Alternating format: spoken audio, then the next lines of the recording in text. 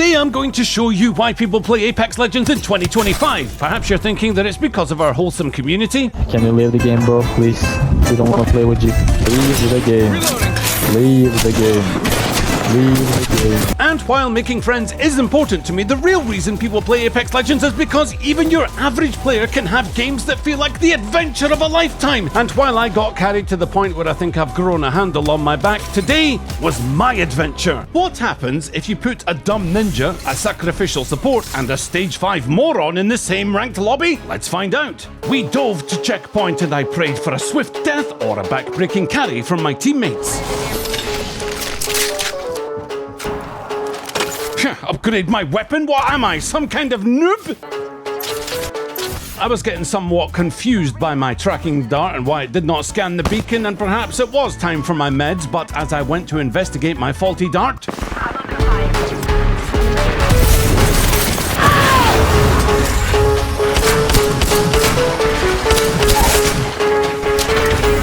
Oh look, it's a level 2 shotgun bolt! Yerp! Will he pick it up? Don't be daft. The only time my reflexes beat everyone else's is when I'm looting death boxes. Speaking of which, it's nice to see that people can buy these spectacular looking coffins in the shop to leave a splendiferous memento behind after they get wrecked. Once we distributed everything fairly, it was time to move on, but a memento of my own that was left behind in checkpoint was soon triggered. Perhaps this squad were looking to revive their third. This would be easy.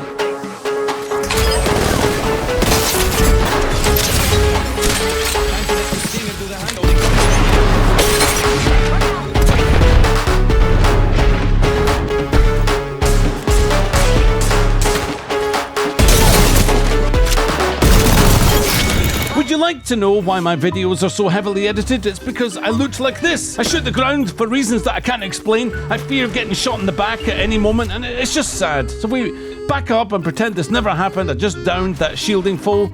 It'd go more like this. Oh look, there's a level 2 star. Yeah? What about the Falcon? Ooh, there's a lightning. Hey, sharp, reload the gun. Brain like a car. Tick tock, take the stock, play about what tomorrow. The Valk flew off, and for some reason, I tried to do the same. Idiot! But if we could end this here and now, that would be one less squad to deal with later on. As the self-proclaimed leader of this dysfunctional band of lunatics, I charged at this final foe.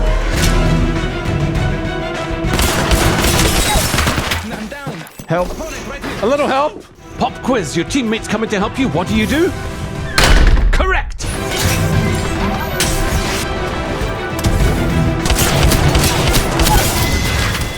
Wait, there was 2 of them there? Well, one was all that my trauma could process.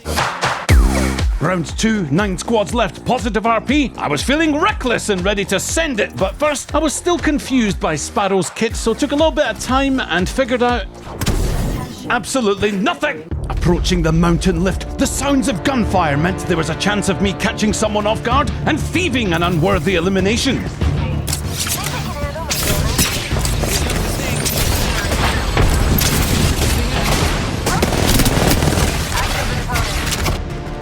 I'd like to tell you I saw the jump pad, but...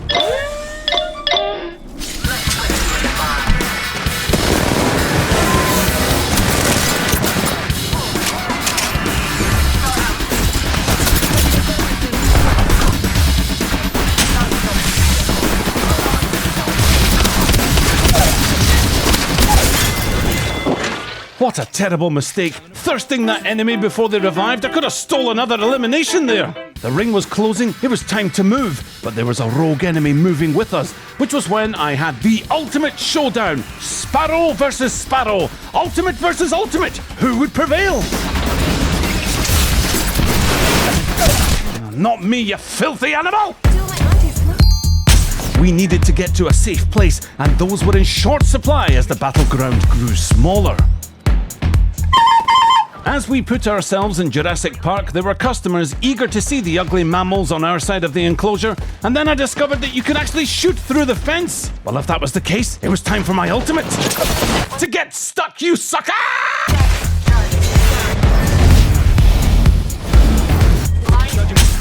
The endgame was upon us and we needed a strategy for survival, which of course wasn't going to happen, so instead we listened for gunfire and then pushed W. Damage is not supposed to happen in decimal points, so I went for fresh tactics and, well, I became the human pincushion.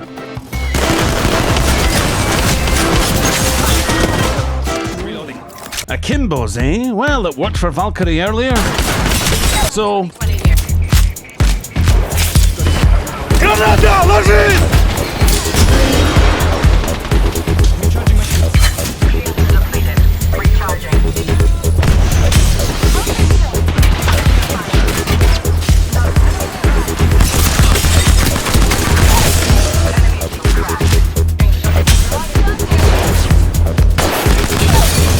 just like enemies in the Apex Legends gameplay trailers.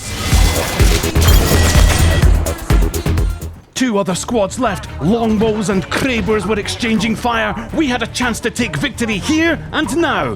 Of course, the word chance deserves quite the emphasis.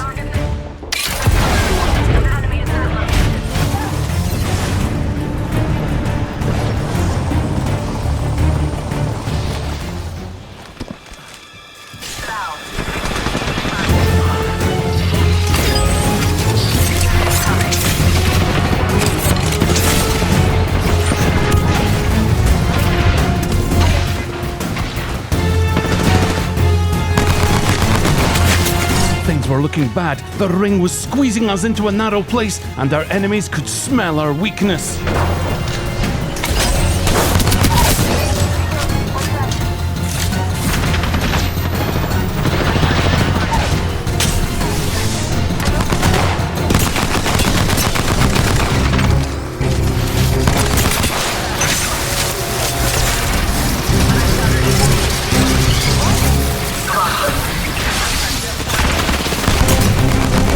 Found a safe place to hide.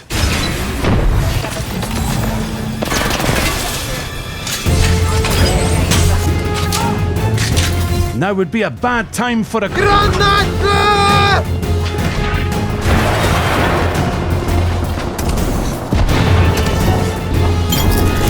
The other fight finished next door, then it was just us and them.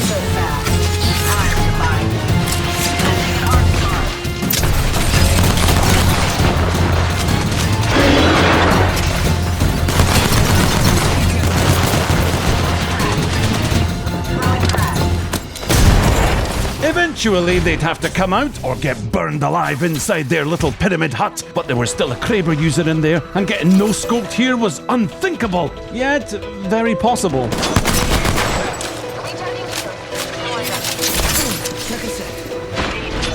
The ring did what the ring does, and desperation forced our enemies to make a move. 1 down, 2 to go.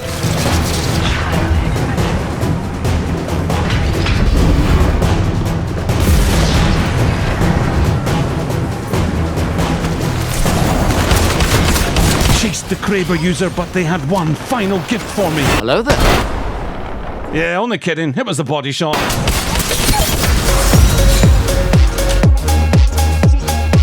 Winning the first game of a ragtag video is almost unheard of, which means you are either in for several bangers in a row or a series of disappointments. But the reality is, these are my games in the order that I played them, and I don't care about a predictable ending, but something I did not predict was this Olympus game where we landed into estates in Silver 1 and found it absolutely deserted.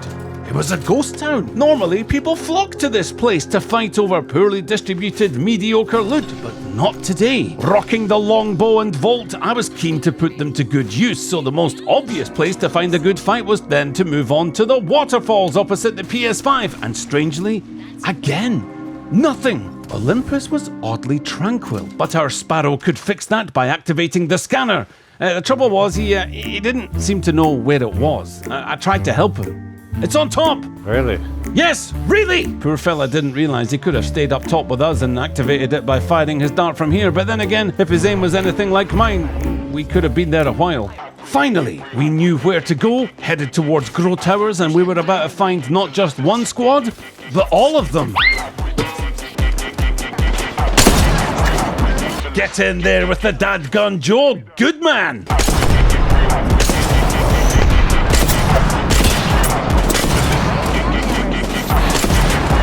10 squads left, only a single bullet had connected for me so far. Another banger game after all!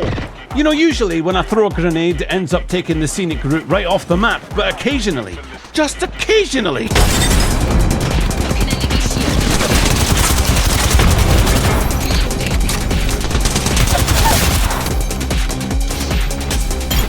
the Sparrow and Lifeline had dipped off the edge, but of course I was too blind to see the dropship during my bloodlust and didn't realise another squad would be sniffing around.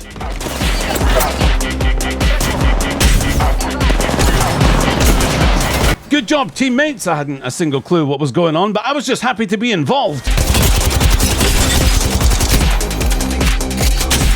Oh yeah. 7 squads left. The ring was closing and anyone left would have to run through me and my longbow. Trouble was, most of the squads in this game were in gardens.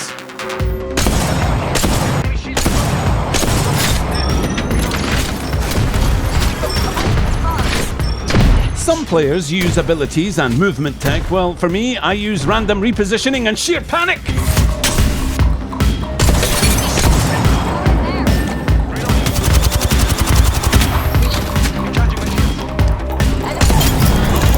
Still 5 other teams, and while they were all busy, I sent them a message. And that message was that there is no danger here whatsoever. I know what you're thinking. You're thinking I'm going to miss. Wrong! Right.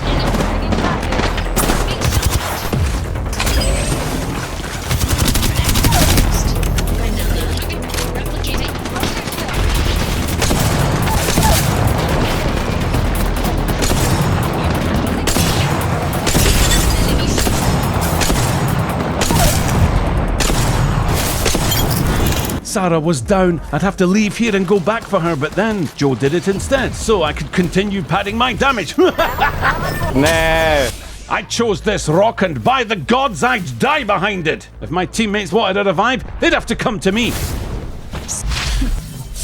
I told Sarah the new and improved plan, which was to write my name in sniper ammo across the terrain of this map.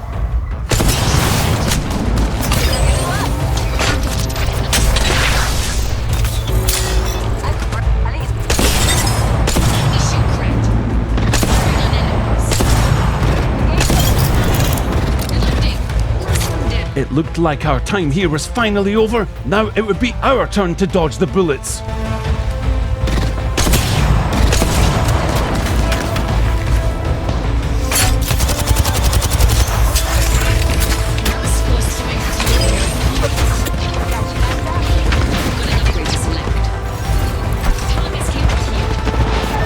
Clearly, our enemies ignored the decoy on our team and sensed the biggest threat, cutting her down. At least when the ring stopped, we'd be safe inside this building. Never mind. Push the W key!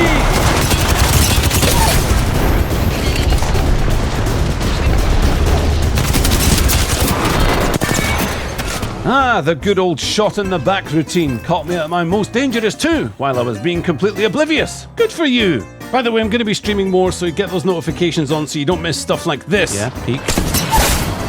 What? Are you... What are you... Guys, I need a little bit of help from my friends. Lifeline! Lifeline! Lifeline! Take it easy, catch you on the next one. Lifeline!